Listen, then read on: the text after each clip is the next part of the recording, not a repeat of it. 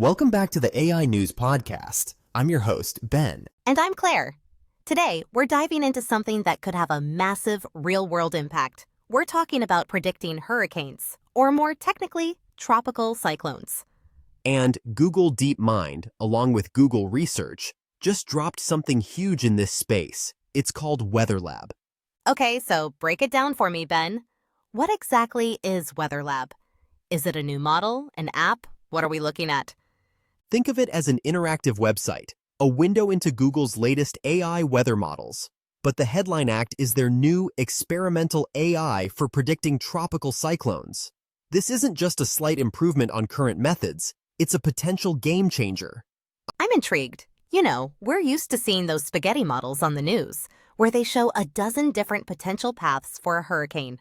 What makes this new AI so special? Well, for starters, it's incredibly comprehensive. This model can predict a cyclone's formation, its track, intensity, size, and shape. And here's the kicker. It generates 50 different possible scenarios for a storm up to 15 days in advance. 15 days? That's a lot. Current forecasts get a bit fuzzy after a week. Exactly. And the accuracy is apparently stunning. Google's internal tests show that its predictions for a storm's track and intensity are often more accurate than the current physics-based methods we rely on. They're not just throwing this out there either. They've been working with the U.S. National Hurricane Center to validate the results. So the experts are actually using this? They are. Forecasters at the NHC are seeing live predictions from these experimental AI models right alongside the traditional ones.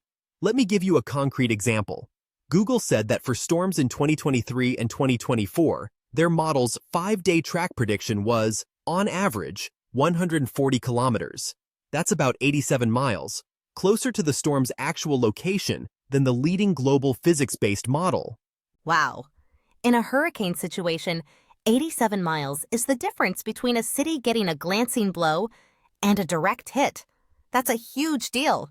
It is. To put it another way, they said this new AI model gives the same level of accuracy for a 5-day forecast that the old models gave for a 3.5-day forecast. They're essentially giving emergency services an extra day and a half of reliable warning time, an improvement that they say typically takes over a decade to achieve with traditional methods. That's incredible. So how does it work? Is it just crunching more data than the old supercomputers? It's a different approach. It's based on something called stochastic neural networks. The traditional models are physics-based, meaning they simulate the laws of atmospheric physics. The AI model, on the other hand, has learned from vast amounts of historical weather data to recognize patterns that lead to cyclone formation and intensification. I see. So it's less about calculating the physics from scratch and more about pattern recognition on a planetary scale. You got it. And that allows it to avoid some of the trade-offs of the older methods. Apparently, with some physics-based models, the better you get at predicting a storm's path, the worse you get at predicting its intensity, and vice versa. Google claims their experimental system delivers state-of-the-art accuracy for both. Okay, so this sounds amazing. Can I download it? Is there an "Am I in danger" button I can press? Not quite. And this is a really important point.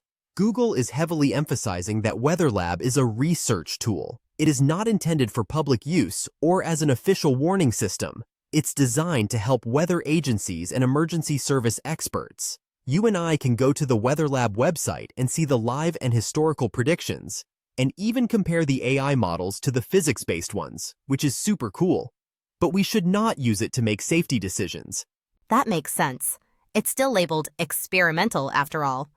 So the big picture here, what is the signal for the future? I mean, it feels like another domain where AI is set to revolutionize a complex scientific field. For decades, we've been trying to get better at this by building bigger supercomputers to run more complex physical simulations.